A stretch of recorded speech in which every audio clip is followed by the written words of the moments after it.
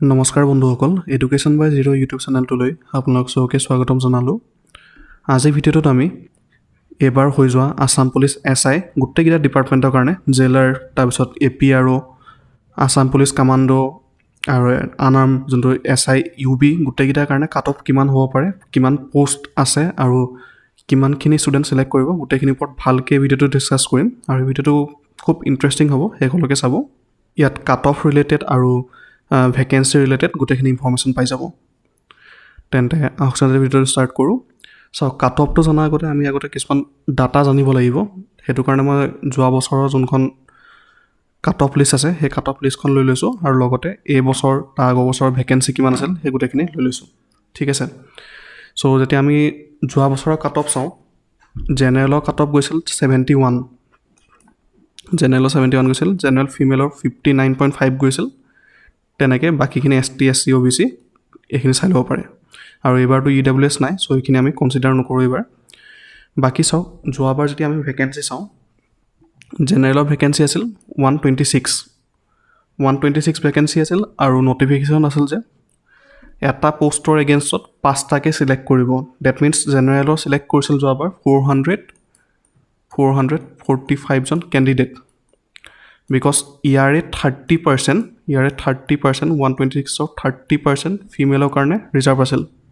That means female select কৰিছিল 189। ঠিক আছে। যোৱা বছৰ 126 পষ্টৰ ভিতৰত মেল ছিলেক্ট কৰিছিল 445 আৰু ফিমেল ছিলেক্ট কৰিছিল 189। মানে এপ্ৰক্সিমেটলি কৈছোঁ আৰু যদি 5কে আমি লওঁ, এটা পষ্টতে 5কে যদি ছিলেকশ্যন লওঁ তেতিয়া ইমানখিনি ছিলেক্ট কৰিছিল। আৰু তাৰ এগেইনষ্টত কাট অফটো হৈছিলগৈ মেলৰ 71 আৰু ফিমেলৰ 59.5। মানে আমি এইটো ক'ব পাৰোঁ যে 445জন কেণ্ডিডেটে 71 মাৰ্কছতকৈ বেছি পাইছিল যোৱাবাৰ এক্সামটোত। তেনেকৈ আমি ফিমেলৰ ক্ষেত্ৰত আমি ক'ব পাৰোঁ যে 185 কেণ্ডিডেটে 59.5তকৈ বেছি পাইছিল। বস্তুটো বুজি পাইছে নহয় কেনেকৈ মানে কাট অফটো হয়। তেনেকৈ চিমিলাৰলি আমি যদি SCৰ চাওঁ, SCৰ মেল ফিমেল মিলাই পেলাই 105 ছিলেক্ট কৰিছিল, বিকজ ইয়াত অলপ পষ্টটো কম আছিল, 21টা পষ্ট আছিল। তেনেকৈ ST প্লেইনছ 150 ছিলেক্ট কৰিছিল মেল ফিমেল মিলাই পেলাই। ST হিলছত 75 ছিলেক্ট কৰিছিল আৰু OBC MOBCত 415 ছিলেক্ট কৰিছিল, বিকজ ইয়াত অকণ পষ্টটো বেছি আছে, 83টা পষ্ট আছিল। ঠিক আছে। সেইটো হিচাপে যদি আমি মিলাই চাওঁ, তেতিয়া আমি দেখা পাম যে জেনেৰেলৰ 71 মাৰ্কছ গৈছিল আৰু তাত এৰাউণ্ড 445 বা তাতকৈ বেছি হ'ব পাৰে। মানে মই এপ্ৰক্সিমেটলি চবচে কম যোনটো হয় সেইটো লৈছোঁ। মানে 445জন কেণ্ডিডেটে 71 মাৰ্কছতকৈ বেছি পাইছিল। তেনেকৈ ফিমেলৰ 185জন কেণ্ডিডেটে 59.5তকৈ বেছি পাইছিল। এইটো যোৱা বছৰৰ ডাটা। ঠিক আছে। এনেকৈ মিলাই পেলাই আমি এইবছৰৰ ডাটাটো চাম। যেতিয়া আমি ABত যাওঁ, ABত পষ্ট আছিল আপোনাৰ 314টা আৰু 314টাত তেনেকৈ ৰিজাৰ্ভেশ্যন আছিল 27% OBC MOBCৰ কাৰণে, SC কাৰণে 7% আৰু ST প্লেইনছৰ কাৰণে 10%, ST হিলছৰ কাৰণে 5% আৰু বাকী বাচাখিনি জেনেৰেল আৰু 10% EWSৰ কাৰণে। ঠিক আছে। তেনেকৈ যদি চাওঁ, আমি 314টা পষ্টত এপ্ৰক্সিমেটলি 1570জন কেণ্ডিডেট ছিলেক্ট কৰিছিল। আৰু সেই ABৰ কাট অফটো যোনটো কামাণ্ডৰ কাট অফ হয়, কামাণ্ডৰ কাট অফটো এইটো আছিল। আৰু তাত মেল কাট অফ গৈছিল 65.5 আৰু ফিমেল কাট অফ গৈছিল 66। ইয়াত ইণ্টাৰেষ্টিংলি আপোনালোকে দেখা পাব যে মেলতকৈ ফিমেল কাট অফটো বেছি গৈছিল। কিহৰ কাৰণে বেছি গৈছিল? বিকজ আপোনাক যদি পষ্ট চাই, এইটো চাওক, মেলৰ পষ্ট আছিল 314টা আৰু ফিমেলৰ পষ্ট আছিল অনলি 6টা। সেইটো কাৰণে মেলৰ কাট অফতকৈ ফিমেলৰ কাট অফটো বেছি গৈছিল। তেনেকৈ বাকীকেইটা কেটেগৰীৰ কাৰণেও চাই ল'ব পাৰে। আৰু অভাৰঅল যদি আমি চাওঁ, তেন্তে এৰাউণ্ড মানে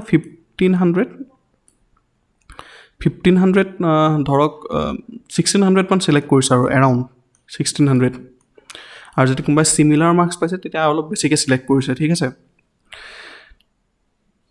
তেনেকৈ যেতিয়া আমি 2023 মানে এই বছৰত ভেকেঞ্চিটো মিলাব যাওঁ, এই বছৰত আনৰিজাৰ্ভত 10টা পোষ্ট আছে ঠিক আছে আৰু এই 10টা পোষ্টৰ 30% ফিমেলৰ কাৰণে ৰিজাৰ্ভ আছে ডেট মিনছ 3টা পোষ্ট ফিমেলৰ কাৰণে হয় আৰু 7টা পোষ্ট মেলৰ কাৰণে হয় সেইটো হিচাপে যদি আমি 5K মাল্টিপ্লাই কৰি চাওঁ যে এটা পোষ্টৰ প্ৰতি যদি 5টাকে চিলেক্ট কৰে তেন্তে আমি পাম যে 35 জন মেল কেণ্ডিডেট চিলেক্ট কৰিব আৰু 15 জন ফিমেল কেণ্ডিডেট চিলেক্ট কৰিব তো আপুনি অনুমান কৰিব পাৰে যে কিমান হ'ব পাৰে কাটঅফটো বিকজ 35টা কেণ্ডিডেট অনলি চিলেক্ট কৰিব তাতকৈ অকণমান বেছি হ'ব পাৰে যদি কোনোবাই চিমিলাৰ মাৰ্কছ পায় তেতিয়া হয়তো তো হাইয়েষ্ট মানে ধৰি লওক 50-60 মান যাব পাৰে 50-60 মান চিলেক্ট কৰিব পাৰে তো একদম মিনিমামটো ধৰিছোঁ আমি 35 জন কেণ্ডিডেট চিলেক্ট কৰিব ফিমেলৰ 15 জন কেণ্ডিডেট চিলেক্ট কৰিব তো আপুনি 100 মাৰ্কছৰ ভিতৰত ধৰক যে টপ 35হে মানে চিলেক্ট হ'ব আৰু তাৰো মানে কম 7টা গৈ পেলাই ফাইনেল চিলেকশ্যন পাবগৈ ঠিক আছে তেনেকৈ আপুনি বেলেগ কেটেগৰীকেইটাতো চাব পাৰে যেনেকৈ অ'বিচিত আকৌ ইয়াতো 30% ওমেনৰ ৰিজাৰ্ভেশ্যন মানে এটা পোষ্ট আৰু ইপিনে 3টা পোষ্ট মেলৰ কাৰণে যেনেকৈ 3 to 5D মাল্টিপ্লাই কৰিলে পাব 15টা চিলেক্ট কৰিব তেনেকুৱা টাইপ মানে আপোনালোকে চাব পাৰিব চ' আমাৰ ইয়াত ইম্পৰ্টেণ্টলি আমি জেনেৰেলটো মানে যোনটো আনৰিজাৰ্ভ কেটেগৰী আছে সেইটো ধৰিছোঁ বিকজ জেনেৰেলটো যিমান কাট অফ যাব অবভিয়াছলি তাৰকৈ বাকীকেইটা কমেই যাব জেনেৰেলটো চবচে বেছি কাট অফ যায় চ' এইবাৰ ইউবিত 35টা চিলেক্ট কৰিব মেল আৰু 15 ফিমেল কেণ্ডিডেট চিলেক্ট কৰিব ঠিক আছে তেনেকৈ আমি যদি এ বি চাওঁ এ বিত এইবাৰ ফিমেলৰ মানে পোষ্ট নাই ডেট মিনছ ফিমেল ইয়াত চিলেক্ট নকৰে আৰু মেলৰ 21টা চিলেক্ট কৰিব 21টা যদি আমি 5D মাল্টিপ্লাই কৰোঁ আমি পাম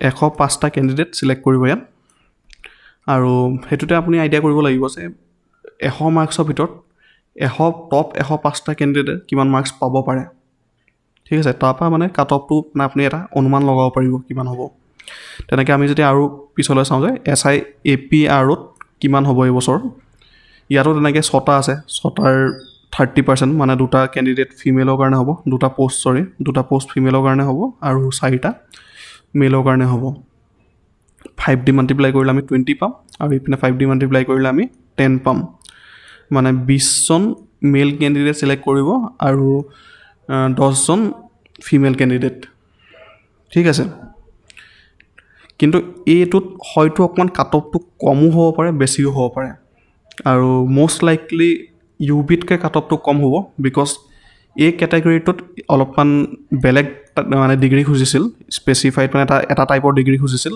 সেইটো হয়তো চবৰ তাত নাথাকিব পাৰে সেইটো কাৰণে এপ্লাই কৰা কেণ্ডিডেটো কম আছিলে এইটো পোষ্টত ডেট মিনছ এইটো পোষ্টৰ কাট অফটো অলপ কম হ'ব পাৰে বিকজ ইয়াত কম্পিটিশ্যনটো অলপ কম হয় কিন্তু পোষ্টটো কম আছে পোষ্টটো কম থকাৰ কাৰণে হয়তো বেছিও হ'ব পাৰে ঠিক আছে তেনেকৈ জেইলাৰটোত মোৰ মতে চবচে মানে গোটেইকেইটা এক্সামৰ ভিতৰত চবচে কম কাট অফ যাব যদি জেইলাৰটোত যাব বিকজ ইয়াত পোষ্টটো অকণ বেছি আছে গোটেইকেইটাতকৈ আৰু ফিমেলত কিন্তু ইয়াৰ কাট অফটো বেছি যাব এটা পোষ্টে আছে ইউবি ফিমেলতকৈ জেইলাৰৰ ফিমেলৰ কাট অফটো বেছি যোৱা চান্সটো বেছি আছে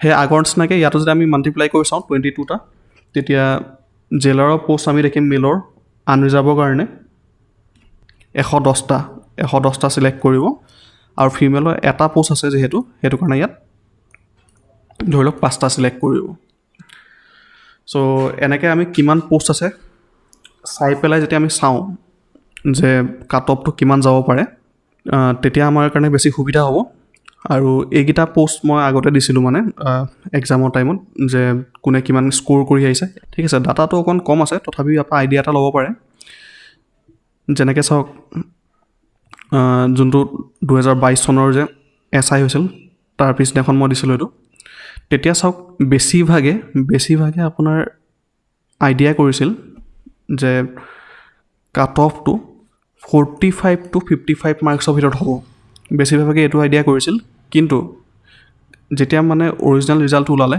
যেতিয়া ফাইনেল ৰিজাল্টটো ওলালে তেতিয়া আপোনাৰ কাট অফটো হৈছিলগৈ 71 মানে এই কেটেগৰীটোত আহিছিল চ' এইটোৱে ক'ম যে আমি পোলবিলাকত ডাইৰেক্টলি মানে বিলিভ কৰিব নোৱাৰোঁ ৰিয়েল ৰিজাল্টত বহুতখিনি বদলিও যাব পাৰে হয়তো বহুত বাঢ়িবও পাৰে হয়তো বহুত কমিবও পাৰে চ' এনেকুৱা টাইপৰ ভিডিঅ'বিলাকত খালি মানে এটা আইডিয়া ল'বৰ কাৰণে চাব পাৰে যে কিমান হ'ব পাৰে।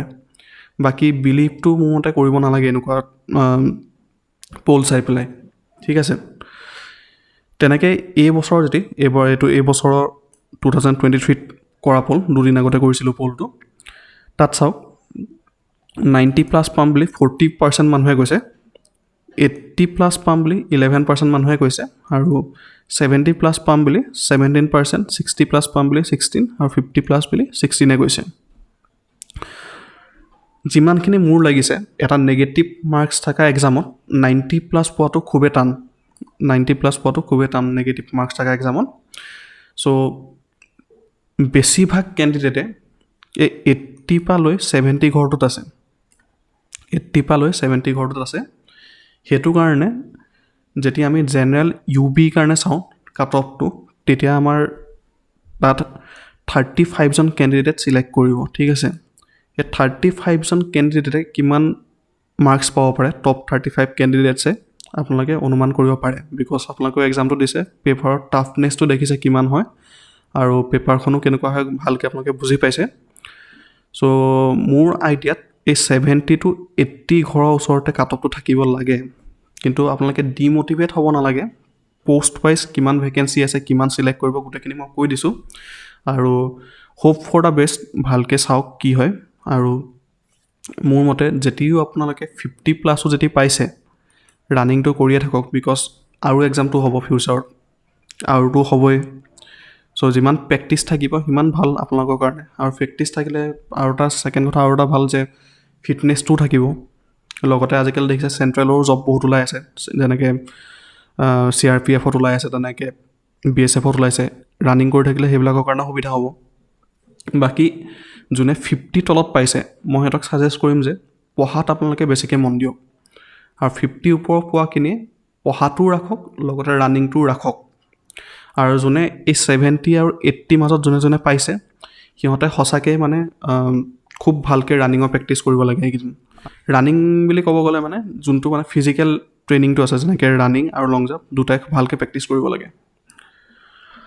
বাকী যোৱাবাৰতকৈ এইবাৰ পেপাৰখন হয়তো অকণ টান আহিছে যেন লাগিলে মোৰ, কিন্তু যোৱাবাৰ আৰু এইবাৰ ডিফাৰেঞ্চটো চাব গ'লে কি ডিফাৰেঞ্চ হয় জানেনে?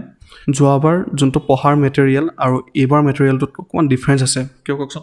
যোৱাবাৰ চাব গ'লে ইমান চ'ৰ্চেছ নাছিল পঢ়াৰ, মানে ইউটিউবতো চেনেল খুব কম আছিল, লগতে ষ্টুডেণ্টখিনিও ইমান মানে বেছি এৱেৰ নাছিল যিমান 2023 এৱেৰ হয়। চ' সেই 2022 পৰা পঢ়ি থকা কেণ্ডিডেটজনৰ 2023 কিন্তু বহুতখিনি মানে বেছি ইম্প্ৰুভমেণ্ট হৈছে। চ' এইবাৰ কম্পিটিশ্যনটো অকণ হাই হোৱা চান্সটোও বেছি আছে, ঠিক আছে। বাকী মই সেইটোৱে ক'ম যে ৰানিং কৰি থাকক, ভালকৈ প্ৰেক্টিচ কৰক। এতিয়া নহ'লে পিছলৈও কামত আহিব, আৰু এতিয়া হ'লেতো ভালেই, ঠিক আছে। আৰু ইয়াত নহ'লেও বেলেগত হ'ব, বেলেগত নহ'লেও আপোনাৰ ফিজিকেল ফিটনেছটো ভাল হ'ব। চ' ৰানিংটো ভালকৈ কৰি থাকক। কাট অফ ইমান চিন্তা কৰিব নালাগে।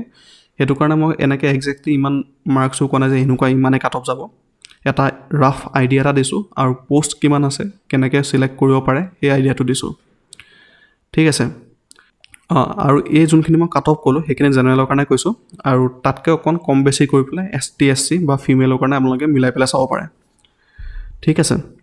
চ' এই ভিডিঅ'টো যদি অলপ ইনফৰ্মেটিভ পালে, ভিডিঅ'টো লাইক কৰিব, চেনেলটো ছাবস্ক্ৰাইব কৰিব, আৰু এই ভিডিঅ'টো শ্বেয়াৰ কৰিব। তেন্তে আজিলৈ আহিছোঁ, ধন্যবাদ।